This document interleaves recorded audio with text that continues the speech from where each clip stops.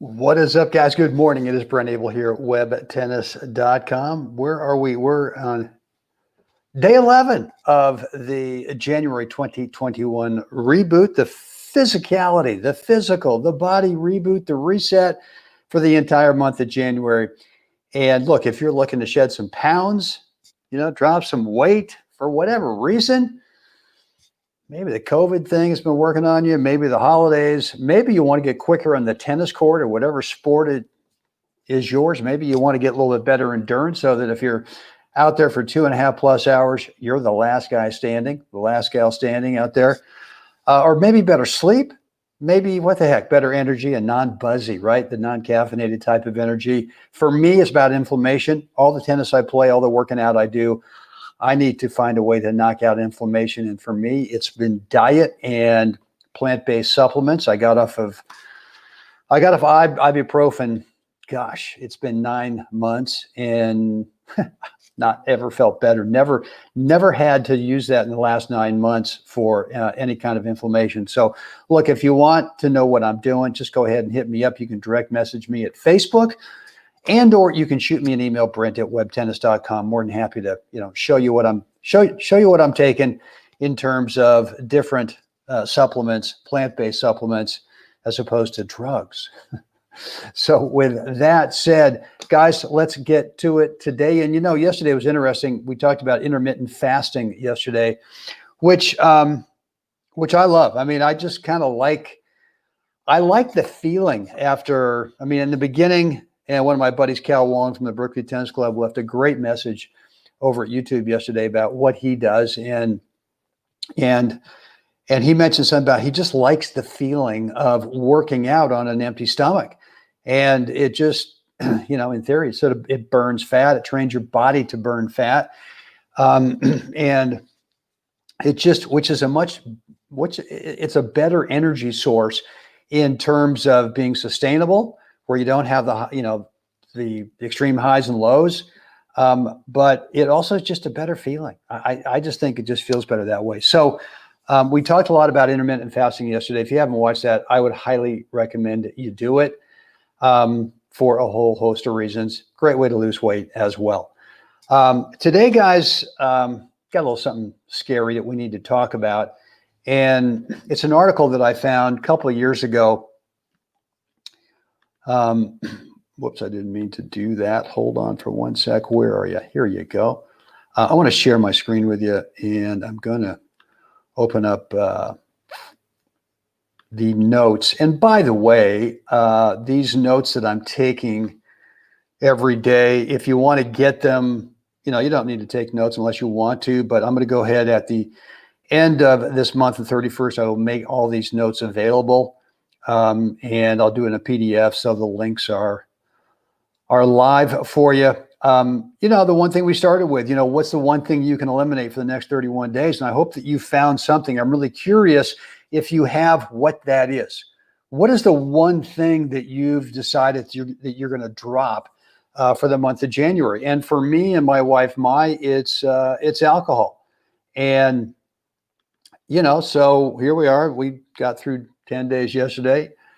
No alcohol. And I'll admit, I mean, we've got some great weather here in the desert and playing a lot of tennis. And boy, that, especially on a Saturday, Sunday, when you got 3 pro NFL games going on, a mid-afternoon beer, it doesn't sound too bad.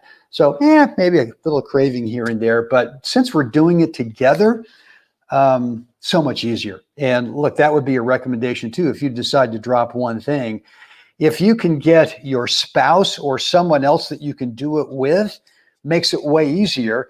And what I've been offering you guys is, if you don't have that, if you want someone to kind of be by your side, kind of hold your hand through the month of January, if there's one thing that you're trying to drop, just go ahead and shoot me an email, brent@webtennis.com, or you can direct message me at Facebook.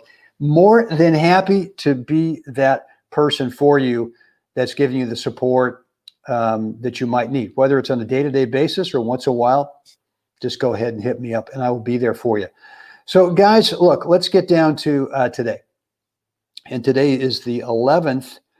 And this article was actually written more for for what we feed our kids, right? But it really gets back to us too, because even if we don't feed our kids this stuff, if they see us eating it, or if other people see us eating it, it's kind of scary. And so this is an article I found over on Medium, which is, you just go to medium.com. I do spend some time over there going through their health and fitness stuff, and they've got a bunch of other, all kinds of topics. Interesting place. But this is written by, God, I can't remember his last name now. It could be his last name is Merle. Anyway, here's the link. And I'm going to post it in the description area when we're done today. But consider this: the International Agency for Research on Cancer, the Cancer Agency of the World Health Organization, has classified processed meat as a carcinogen, something that causes cancer. That means that processed meat is a group 1 carcinogen in the same class as asbestos and tobacco. Red meat is classified as a probable carcinogen, group 2A, something that probably causes cancer. And I would encourage you to go watch this documentary, Cowspiracy. It's not a typo, Cowspiracy.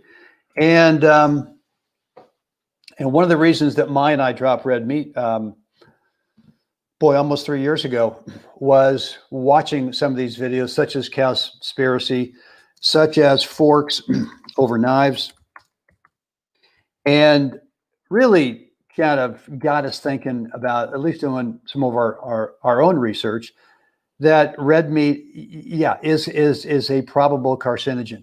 And maybe not for everybody, but for us, the research and the evidence was compelling enough.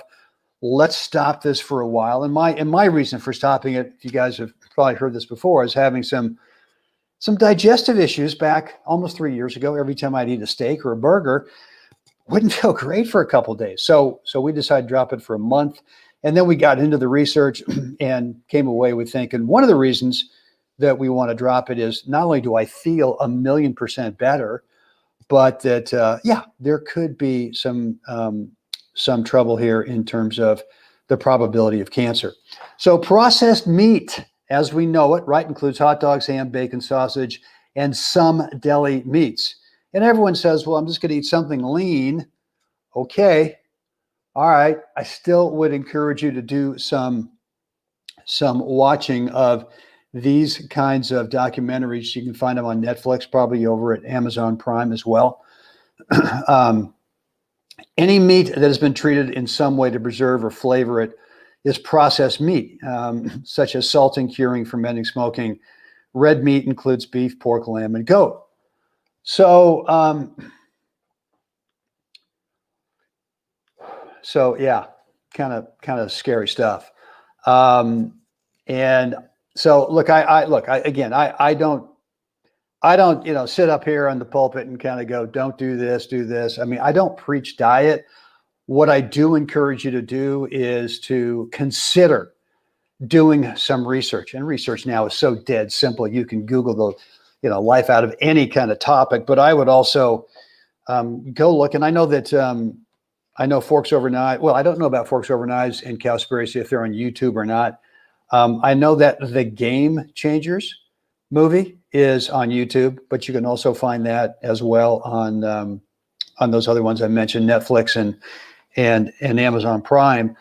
The Game Changers, we did an interview with Dr. James Loomis recently, who was featured in the Game Changers, the former team doctor for the St. Louis Cardinals and then the St. Louis football Rams when he was living in St. Louis. But his story about going from the classic standard American diet to a plant-based thing is really compelling. I mean, the evidence is just so strong, it's ridiculous. I know today's thing is more focused on processed meats. So I would encourage you to go take a look at that, because I think I think the evidence is there. So anyway, guys, hope today has helped. Any questions, as always, just leave a comment or a question in the comments area. whether you're on YouTube or at Facebook. You can also direct message me on Facebook, or you can shoot me an email, brent@webtennis.com. Would love to know, again, as I mentioned earlier, what's that one thing that that you decided to take a break from for the month of January? I would love to know what that is. And just hit me up again, direct message me at Facebook, or you can email me, brent@webtennis.com. With that said, guys, I'm out. Beautiful day here in the desert. Probably no tennis, but maybe a little bike ride out there.